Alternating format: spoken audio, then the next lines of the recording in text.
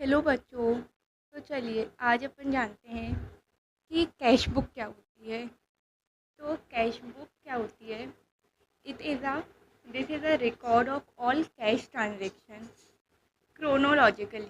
मतलब cash book में आपकी जितनी भी ट्रांजेक्शन कैश के थ्रू हुई है उसको अपन रिकॉर्ड करते हैं जब जब ट्रांजेक्शन हुई उस मैनर में। ठीक है, जैसे कि इसके कुछ फीचर्स होते हैं।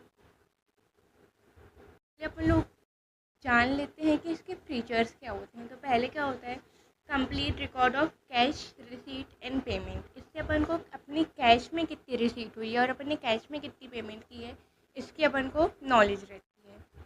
वन अमाउंट कॉलम पर साइड, डेबिट साइड अपन रिसीट लिखते हैं, क्रेडिट साइड अपन पेमेंट लिखते हैं। ठीक है, फिर all entries are physical cash only. मतलब कैश बुक में अपन सिर्फ जितनी कैश से अपनी ट्रांजेक्शन हुई है वो लिखते हैं। जो अपन ने बैंक के थ्रू ट्रांजेक्शन करी है, यूपीआई से करी हो, चेक के थ्रू करी हो, वो सब नहीं आती है। ठीक है, तो एक्सप्लेनेशन पहले जो लेफ्ट हैंड साइड होती है डेबिट साइड, उसमें लिखते हैं कैश कम्स इन।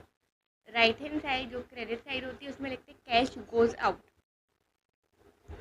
तो जैसे कि ये एक ट्रांजेक्शन दी है, तो देखिए जून 2024 की है।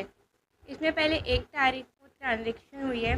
1 तारीख को ओपनिंग बैलेंस, मतलब 1 जून को अपने पास 12,000 का ओपनिंग बैलेंस है कैश का। फिर 3 जून को अपन ने परचेज़ किया जिसमें अपन ने 5,600 कैश पे किया, तो वो अपन ने एंट्री डाल दी।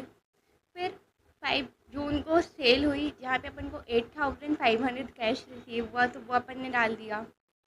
फिर उसके बाद 10 रवि से अपन को रिसीव हुआ तो अपन ने रवीज अकाउंट करके डाल दिया, तो उससे अपन को 4,000 रिसीव हुए हैं। फिर 15 को डाल दिया, रेंट पे किया है। 22 को सैलरी पे की है।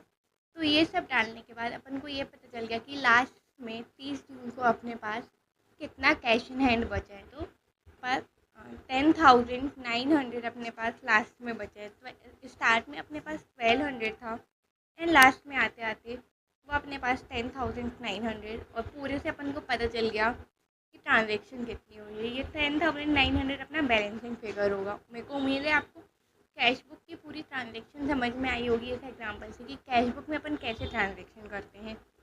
सिंपली ये ऑल अपनी जितनी भी कैश की ट्रांजेक्शन है वो बस रिकॉर्ड होंगी, चाहे वो अपन ने किसी से रिसीट या रिसीव किया हो या अपन ने किसी को पेमेंट की हो, पूरी ट्रांजेक्शन इसी में रिकॉर्ड होंगी। Thank you.